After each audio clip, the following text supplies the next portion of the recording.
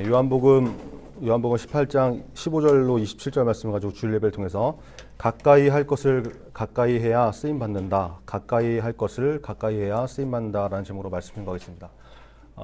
요한복음 25번째 시간입니다. 오늘 본문은 예수님이 감람산에서 기도하시다가 대제사장의 성전 경비 대장들 또 장로들 이런 무리들에게 잡히신 다음에 대제사장의 집으로 끌려가신 다음에 벌어진 사건입니다. 여러분 지난주 설교 기억하세요? 예수님이 계신 곳에 사람들이 예수님을 잡으러 나왔는데 그곳이 어디라고 나와 있었죠? 성경에 제가 예수님과 제자들의 아지트라고 이렇게 설명했는데, 그죠? 요한복음에 나오는 대로 예수님께서 제자들과 가끔 가시는 곳이라고 이렇게 설명을 했죠. 이 장면이 그 사복음서 마태, 마가, 누가, 요한 네 가지 복음서에 다 이렇게 등장한다고 했는데, 누가복음 22장 39절에 보면 이렇게 그 장면이 설명돼서 나옵니다. 예수께서 나가사 습관을 따라 감람산에 가심에 제자들도 따라갔더니. 어디에 가셨대요? 감람산, 그죠? 여기가 감람산이라는 곳이에요. 그리고 또 어떤 곳이라고 성경에 나와 있냐면 마태복음 26장 36절에 보니까 이에 예수께서 제자들과 함께 겟세마네라 하는 곳에 이르러 제자들에게 이르시되 내가 저기 가서 기도할 동안에 너희는 여기 앉아 있으라 하시고, 예수님이 제자들과 어디에 이르셨대요? 겟세마네, 그죠? 겟세마네. 자, 예수님과 제자들이 가끔 가셨던 이 아지트라는 곳이 어디라는 것입니까? 감람산, 그 중에서도 겟세마네 동산이었다는 것이죠. 다 같은 장소를 말하는 거예요. 그러니까 뭐 이게 성경마다 왜 장소가 틀리냐, 앞뒤가 안 맞는 거 아니냐, 누가 꾸며 쓴 거 아니냐, 이런 게 아니라 같은 장소인데 표현을 다르게 해놓은 거죠. 예를 들면 이런 거예요. 여기 사는 친구들한테 너 어디 사니? 이렇게 물어보면 같은 장소인데 같은 동네 사는데 어떤 인간은 평택이요 이렇게 말하는 사람이 있고, 어떤 인간은 지산동이요 이렇게 말하는 사람이 있고, 또 어떤 인간은 무슨 아파트요 라고 이렇게 구체적으로 말하는 것처럼 어떤 복음서에는 예수님과 제자들이 가끔 가시는 곳이다 이렇게 표현해놨고, 어떤 복음서에서는 조금 명확하게 감람산이라고 표현하고, 또 어떤 복음서에서는 아주 명확하게 장소를 위치를 딱 집어가지고 겟세마네 동산이다 라고 표현했다는 것이죠. 그래서 우리가 복음서를 대할 때 마태, 마가, 누가, 요한 이 네 가지 복음서, 사복음서를 다 이렇게 읽고 연결해서 보면 더 명확하게 마치 3D처럼 4D처럼 네 권이니까 뭐 4D죠 거의 입체적으로 알 수 있다는 것이죠. 그죠? 감람산, 겟세마네 동산, 뭐 예수님과 제자들의 아지트, 뭐 이거 다 똑같은 곳이니까 성경 상식으로 알아두시고 성경 많이 읽으시고, 여러분 6월 달에 이제 성경 퀴즈 되어 있죠. 이런 거 잘 듣고 기억하면 아마 맞추는 데 도움이 크게 될 것 같습니다. 잘 기억하시고, 예수님이 이렇게 감람산에서 기도하시다가 대제사장의 집으로 이제 잡혀서 가셨어요. 그 상황에 오늘 말씀을 통해서 특별히 예수님의 수제자였던 베드로를 좀 주목해서 봤으면 좋겠는데, 예수님을 모른다고 부인하는 사건이 나오는 것이죠. 예수님께서 베드로에게 야, 네가 나를 모른다고 3번 부인할 거야 라고 하신 그 예언이 이루어지는 장면입니다. 예수님과 제자들이 최후의 만찬을 하시면서 오늘 밤에 너네가 다 나를 버릴 거다 이렇게 말씀하시니까 베드로가 예수님 무슨 말씀입니까? 모두 주를 버릴지라도, 여기 있는 모든 인간들 다 주님을 버릴지라도 저는 결코 그러지 않을 거예요. 예수님 배반하지 않을 거예요. 이렇게 말하니까 예수님이 그냥 뭐 그래 기특하다 이렇게 넘어가지 않으시고, 베드로야 뻥치지 마라, 구라치지 마라. 내가 진실로 내게 이르노니 오늘 밤 닭이 울기 전에 내가 3번 나를 부인하리라 하셨던 그 예언이 이루어지는 말씀입니다.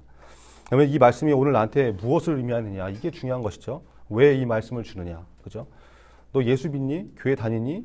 이렇게 물어봤을 때 저 교회 안 다녀요, 예수 안 믿어요 이렇게 우리는 말한 적도 없고 부인한 적도 없고, 어디 가서 신상명세서 적어라 그러면 종교 정력칸에다가 당당하게 기독교 이렇게 쓰는데, 베드로가 예수님을 모른다고 부인한 이 말씀이 나랑 무슨 상관이냐, 이렇게 여기면 이제 나랑 상관이 없어지는 거죠. 근데 이게 우리에게 주시는 말씀이라는 것입니다. 이게 무엇인가, 오늘 말씀을 통해서 한 3가지만 좀 점검해 봤으면 좋겠습니다. 첫 번째는 뭐냐면, 나는 예수님을 멀찍이 따라가는 사람인가 아니면 가까이 따라가는 사람인가 라는 거예요. 16절에 보니까 이렇게 나오죠. 베드로는 문 밖에 서 있는지라 이렇게 말씀합니다. 여러분 문 밖에 서 있었다. 예수님은 지금 안으로 끌려 들어갔는데 베드로는 문 밖에 서 있는 거죠. 누가복음에는 더 명확하게 이게 표현되어 있는데, 누가복음 22장 54절에 보니까 예수를 잡아 끌고 대제사장의 집으로 들어갈 때 베드로가 멀찍이 따라가니라. 베드로가 어떻게 따라갔다는 거예요? 멀찍이 따라갔다는 거예요. 여러분 수제자였습니다. 평소에는 예수님 가장 가까운 곳에 있었던 사람이 베드로죠. 예수님을 따랐던 수많은 무리 가운데서 예수님 가장 가까이 있었던 사람이고 누가복음 10장에 나오는 70인의 제자들 가운데서도 누구보다도 예수님 가까이 있었던 사람이 베드로였습니다.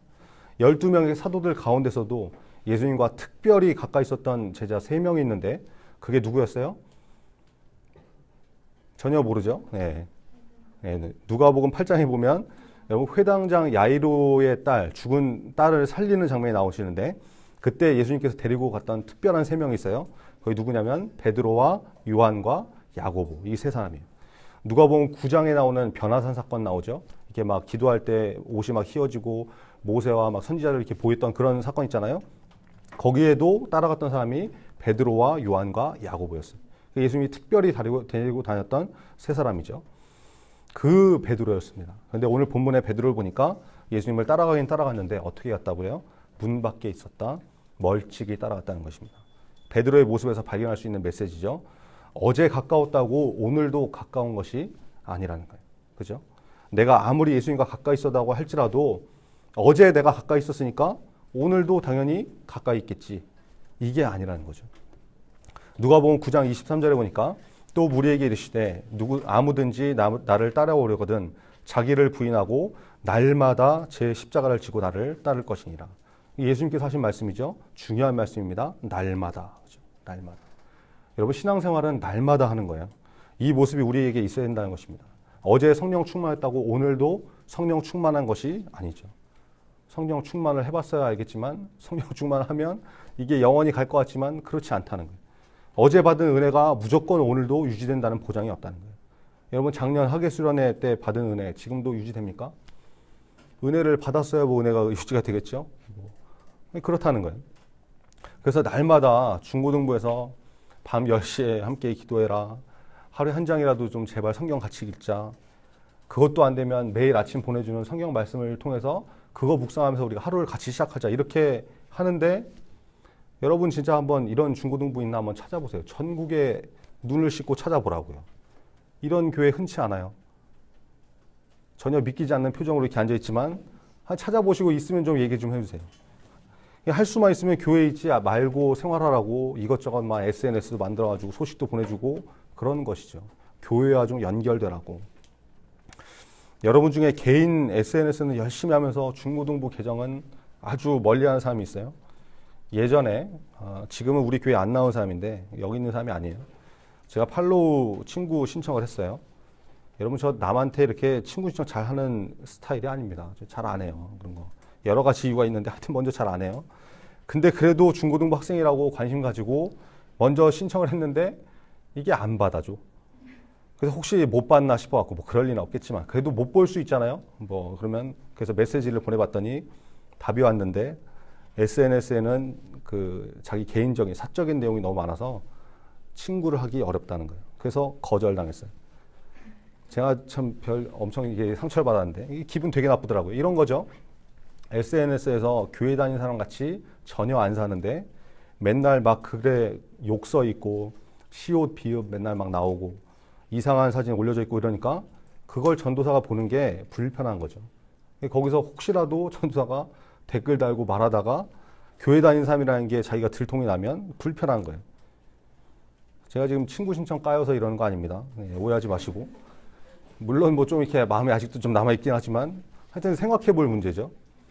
맨날 뭐 삼둥인지 뭔지 이런 거는 좋아요 누르고 공유하고 이러면서 교회 소식에는 전혀 반응 없고. 그렇죠?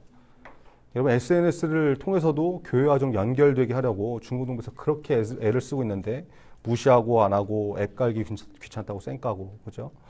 자기가 관심 있어 하는 게임이나 다른 SNS 이런 거는 스마트폰에 잔뜩 깔아놓으면서 중고등부 카카오 그러면 설치도 안 해놓고 단체 톡 알림 다 꺼버리고 이러면 여러분 마음 가운데 무엇이 자리를 잡고 있는 것인지 여러분 스스로 한번 진단하시고 생각해 보시기 바랍니다. 억지로 하라는 게 아니에요. 싫으면 안 해도 됩니다. 영원히 안 하셔도 돼요. 그러나 여러분 마음을 분명히 점검해 볼 필요는 있다는 것이죠. 야고보서 4장 8절에 이렇게 말씀합니다. 하나님을 가까이 하라. 그리하면 너희를 가까이 하시리라. 하나님을 내가 가까이 해야 하나님도 우리를 가까이 하신다는 거예요. 여러분, 베드로의 모습을 통해서 주님을 멀리하지 마시고 가까이, 그죠? 말씀과 기도를 통해서 하나님께 가까이 가는 저와 우리 모두가 되기를 바랍니다. 두 번째, 죄 짓는 자리에 머물지 말라는 것이죠. 대제사장의 집에 함께 갔던 어떤 제자가 문 밖에 서 있던 베드로를 집 안마당으로 이렇게 데리고 들어옵니다. 그때 문 지키던 여자가 물어보죠. 17절에 보니까 문 지키는 여종이 베드로에게 말하되 너도 이 사람의 제자 중 하나가 아니냐 하니 그가 말하되, 베드로죠. 베드로가 말하되 나는 아니라 하고, 베드로를 쳐다보면서 이 여자가 물어봤다는 거예요. 문 지키던 여자가 너도 예수의 제자가 아니냐? 너 예수 제자인 것 같은데? 이랬다는 거죠. 그랬더니 베드로가 뭐라고 합니까? 완전 단호박이죠. 나는 아니야. nope. 이러면서 불제로 그냥 들어갔다는 거예요. 나는 예수의 제자가 아니다. 예수님을 첫 번째로 부인한 것이죠. 난 아니야. 자, 그러면 여러분, 지금 베드로가 예수님을 모른다고 거짓말한 거잖아요. 그죠? 부인한 거잖아요. 그럼 마음이 편하겠어요? 불편하겠어요? 불편하죠. 양심도 좀 꺼리찜직하고 뭐 그렇겠죠. 이래야 정상인데, 그러면 예수님을 부인하고 뭐 이런 것이 당황하고 민망하고 이래서 웬만하면 사람들을 피해서 딴 데 갈 것 같은데, 베드로는 불쬐고 계속 거기서 버티고 있으면서 두 번 더 예수님을 부인하더라는 거예요. 예수님을 부인한 그 자리를 떠나지 않고 버티고 앉아서 계속 범죄하더라는 것이죠. 여러분, 죄의 속성입니다. 죄를 한번 저지르면 계속 그 죄에 머물게 되는 거예요. 여러분, 우리도 그렇지 않습니까? 예수님과 떨어진 것 같을 때 바로 예수님 가까이 나오면 참 좋을 텐데, 그러지 않고 끝까지 그 자리에 눌러 앉아 있어가지고 계속 범죄하고 있지 않느냐. 멀어지면 멀어진 대로 그러든지 말든지 계속 손 놓고 있지 않느냐 이거죠. 영적으로 우리가 한번 점검해 봐야 되지 않겠습니까? 교회와 멀어지는 자리가 있습니까? 말씀에서 멀어지게 하는 문제가 있습니까? 여러분을 자꾸 죄 가운데로 끌어들이는 사람이 있습니까? 그럼 그 모든 것들을 일단 떠나셔야 됩니다. 그죠? 그 장소를 떠나고 그 사람을 떠나고 거기서 벗어나서 주님 앞으로 다시 나와야 된다는 거예요. 나와 예수님을 떨어지게 만드는 것이 무엇인가? 멀어지게 하는 것이 무엇인가? 자꾸 죄짓게 만드는 것이 무엇인가? 여러분, 그것을 알고 있다면, 깨달았다면, 알면서도 그냥 그 자리에 눌러앉아서 계속 범죄하지 마시고 툭툭 털고 일어나서 회개하고 주님께로 돌아가는 저와 여러분 되기를 간절히 바랍니다. 마지막 세 번째, 철저하게 예수님을 부인한 베드로를 예수님께서 돌아보신다는 거예요. 요한복음 18장 27절에 보니까 오늘 본문이죠. 이에 베드로가 또 부인하니 곧 닭이 울더라. 예수님의 말씀대로 베드로가 예수님을 모른다고 3번을 부인했습니다. 그때 닭이 울었죠. 누가복음에서는 이 베드로가 예수님을 모른다고 하는 장면을 아주 집중적으로 보여주는데, 여러분 성경 좀 한번 같이 찾아보죠. 누가복음 22장 한번 펴보세요. 누가복음 22장 57절부터 62절인데요. 정신 차리시고 누가복음 22장 한번 찾아보겠습니다. 누가복음 22장 57절부터 62절까지. 마태, 마가, 누가죠. 누가복음 22장 57절부터 62절입니다. 저와 여러분이 한 절씩 교독하겠습니다. 누가복음 22장 57절. 베드로가 부인하여 가로되 이 여자여 내가 저를 알지 못하노라 하더니 다른 사람이 보고 가로되 너도 그 당이라 하거나 베드로가 가로되 이 사람아 나는 아니로라 하더라. 한 시쯤 있다가 또 한 사람이 장담하여 이르되 이는 갈릴리 사람이니 참으로 그와 함께 있었느니라. 베드로가 가로되 이 사람아 나는 너 하는 말을 알지 못하노라. 방금 말할 때 닭이 곧 울더라. 주께서 돌이켜 베드로를 보시니 베드로가 주의 말씀 곧 오늘 닭 울기 전에 내가 3번 나를 부인하리라 하심이 생각나서 밖에 나가서 심히 통곡하니라. 여러분 보세요. 지금 베드로가 예수님을 어떻게 부인했다고 그래요? 내가 그를 알지 못한다. 나는 아니다. 나는 네가 하는 말이 무슨 말인지 모르겠다. 이렇게 3번을 철저하게 모른다고 부인했다는 거예요. 마가복음에서는 아주 물어보는 사람한테 저주로 맹세하면서까지 예수를 모른다. 그렇게 부인하니까 그때 닭이 울죠. 그러자 예수님께서 베드로를 돌이켜서 바라보십니다. 같이 그 장소에 있었던 조금 떨어져 있었던 예수님이 베드로를 이렇게 돌아보셨다는 거예요. 자기 돌아보셨겠죠. 예수님이 돌아보시면 보이는 위치에 베드로가 있었습니다. 베드로는 예수님이 보이는 곳에서 예수님을 배반한 것이죠. 조금 떨어져 있었지만 어쩌면 예수님을 모른다고 부인하는 그 베드로의 목소리를 예수님 귀에 들렸을지도 모릅니다. 예수님이 들었을지도 모릅니다. 여러분 남자는 특성상 배신자를 용납하지 못하죠. 죽이고 복수해야 풀립니다. 그러나 역시 예수님은 다르시죠. 배신한 베드로를 예수님께서 돌아보셨어요. 그때 예수님의 표정이 어떠했겠습니까? 예수님의 눈빛이 어땠겠습니까? 베드로야, 거봐라 이 자식아, 내가 뭐라고 했냐? 네가 나 부인할 거라고 했지. 내가 돌아보면 보일 만한 곳에서 어떻게 네가 나한테 이렇게 할 수 있냐? 입만 살아가지고 너 진짜 기분이 안 좋은 놈이구나. 예수님이 이렇게 노려보셨겠습니까? 아니면 베드로야, 내 사랑하는 제자야. 네가 나를 부인했지만 나는 여전히 너를 사랑한단다. 너는 아직도 내 수제자란다. 이런 눈빛으로 바라보셨겠습니까? 여러분, 당연히 예수님께서 두 번째 눈빛으로 바라보셨겠죠. 베드로의 행동이 예수님의 표정과 눈빛을 보여주는 거예요. 심히 통곡하니라. 민망하고 쪽팔려서 울었던 것이 아니죠. 아, 내가 이렇게 나를 사랑해 주시는 예수님을 부인했구나. 내가 예수님을 배반했구나. 배신했구나. 이런 뉘우침과 회개의 통곡이었다는 것입니다.